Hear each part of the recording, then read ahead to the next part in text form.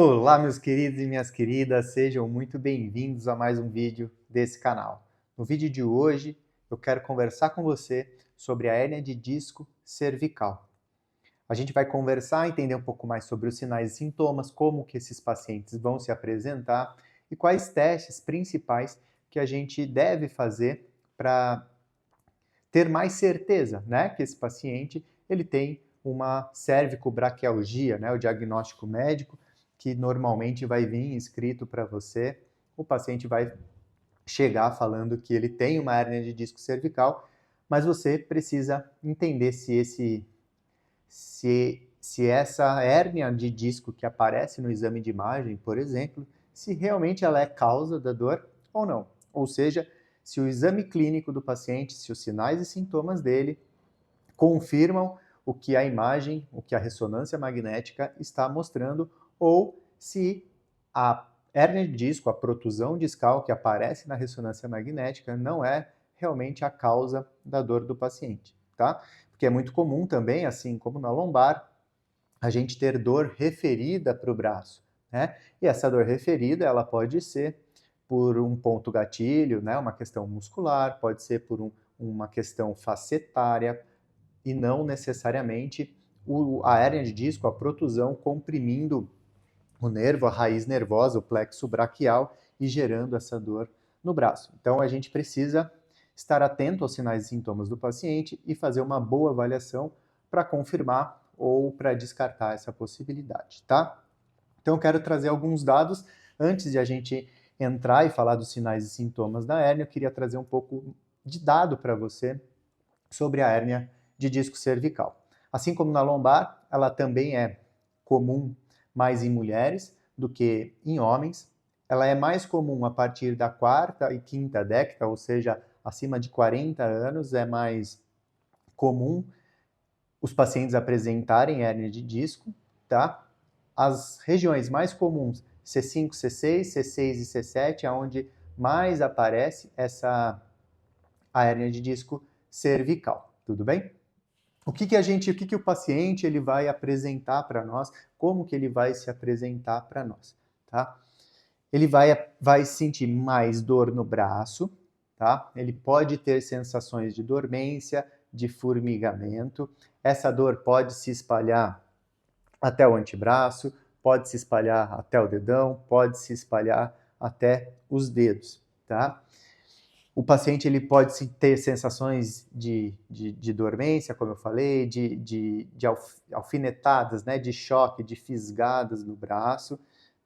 E ele também pode falar para você, que é um sinal muito característico, que quando ele coloca a mão na cabeça aqui assim, né, ele sente alívio da dor no braço, tá? Então, quando ele diminui a tensão aqui, quando ele diminui a tensão do braço, a tensão do nervo, né? Desculpa, quando ele diminui essa tensão, ele dobra o braço, né? Ele tira a tensão do nervo, ele relata que passa, melhora, diminui um pouco a dor do braço. Então, essa é um relato muito característico do paciente que tem uma dor irradiada, uma compressão neural ou uma sensibilização dessa raiz cervical por conta de uma hérnia de disco, tá bom? Então ele pode apresentar também perda de força, ele pode ter diminuição dos reflexos, né? Então o reflexo bicipital, tricipital, o estilo radial, ele pode apresentar perda de força, da diminuição desses reflexos, desculpa, tá? Ele pode ter diminuição da sensibilidade, então dependendo da região onde essa hérnia está, ele pode ter diminuição de sensibilidade na lateral do braço, do antebraço, na região mais interna ele pode ter essa diminuição. Assim como perda de força, e é mais comum o paciente apresentar perda de força nas mãos, tá? O teste de preensão é mais comum ele apresentar uma diminuição de força, relatar para você que está difícil de pegar algumas coisas, está difícil de segurar algumas coisas, é algo que ele vai contando para você. Desde que iniciou o sintoma, estou sentindo muita dor no meu braço, está incomodando bastante e eu estou sentindo que está difícil de eu segurar algumas coisas, eu estou perdendo força na mão. São relatos que esse paciente pode trazer para você, tá bom?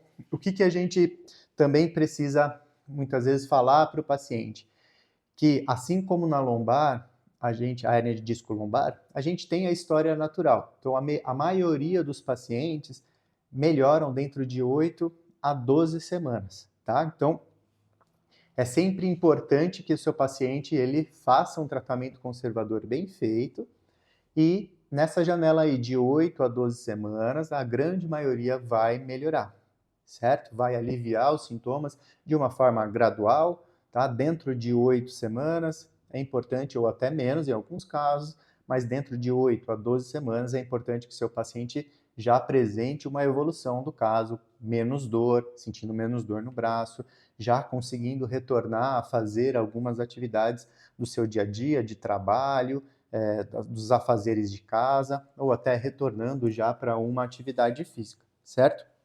Então é importante sempre a gente ter esse tempo de tratamento de 8 a 12 semanas antes de pensar em qualquer possibilidade cirúrgica.